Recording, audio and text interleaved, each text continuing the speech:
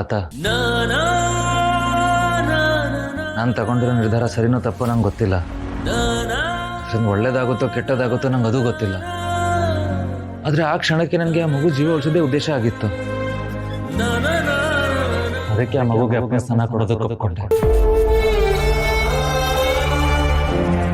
ತೇಜಸ್ ಸಿಗ್ತಾನೆ, ನಿತ್ಯ ಹಾಗೂ ಆ ಮಗುನ ಅವನಿಗೆ ಸೇರಿಸ್ತೀನಿ ಅಂತ ಹೊರಟಿದ್ದೆ. ಆದ್ರೆ ಯಾರ ಋಣ ಯಾರಿಗೆ ಬರ್ದಿರುತ್ತೆ ಅಂತಾನೆ ಗೊತ್ತಾಗಲ್ಲ ನೋಡಿ. ನಿತ್ಯ ನನ್ನ ಹೆಂಡತಿ ಎಲ್ಲ ಅನ್ನೋ ವಿಷಯನ ಯಾರಿಗೂ ಹೇಳ್ದೆ ಮುಚ್ಚಿಡ್ಬೋದು. ಆದ್ರೆ ಅವ್ರ ಹೊಟ್ಟೆಲಿರೋ ಮಗು ನಾನು ಹೇಳ್ದೆ ಇದ್ರು ಕೆಲವು ದಿನದಲ್ಲಿ ಈ ಸತ್ಯ ಎಲ್ಲರಿಗೂ ಗೊತ್ತಾಗೇ ಆಗುತ್ತೆ. ಈ ಸತ್ಯ ಹೊರಗೆ ಬಂದಾದ್ಮೇಲೆ ನಿಧಿಗೆ ಹೀಗೆ ಮುಖ ತೋರಿಸ್ಲಿ ಅಂತಾನೆ ಗೊತ್ತಾಗ್ತಾ ಇಲ್ಲ. ಹೆಜ್ಜೆ ಹೆಜ್ಜೆಗೂ ಯಾಕೆ ಇಷ್ಟು ಸವಾಲ್ ಬರ್ತಿದೆ ತಾತ?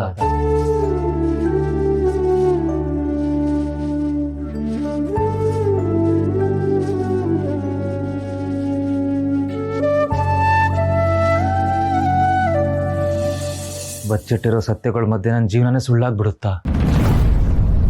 ನಿಧಿ ಕಣ್ಣಲ್ಲಿ ನಾನು ಮೋಸಗಾರ ಆಗ್ಬಿಡ್ತೀನಿ ಅಂತ ಭಯ ಆಗ್ತಿದೆ. ನಿಧಿನ ಅವ್ರ ಪ್ರೀತಿನ ಹೇಗೆ ಬಿಡಕ್ಕಾಗಲ್ವ?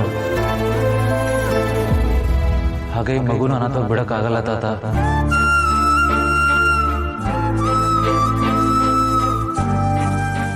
ಅಪ್ಪ ಅಮ್ಮ ಇಲ್ಲದೆ ಹೋದ್ರೆ ಜಗತ್ತು ಹೇಗೆ ನೋಡುತ್ತೆ ಅನ್ನೋ ನೋವನ್ನ ನಾನು ಅನುಭವಿಸಿರೋದೇ ಸಾಕು. ಆ ಮಗುಗೂ ಆ ಪರಿಸ್ಥಿತಿ ಎದುರಾಗದ್ ಬೇಡ ತಾತ. ಅಲ್ಲಿ ತನಕ ನನ್ನ ನಿರ್ಧಾರದ ಮೇಲೆ ನಾನು ನಂಬಿಕೆ ಕಳ್ಕೊಳ್ದಿರೋ ಥರ, ನಿಧಿ ನನ್ನ ಮೇಲೆ ಭರೋಸೆ ಕಳ್ಕೊಳ್ದಿರೋ ಥರ ನೀವೇ ನೋಡ್ಕೋಬೇಕು ತಾತ.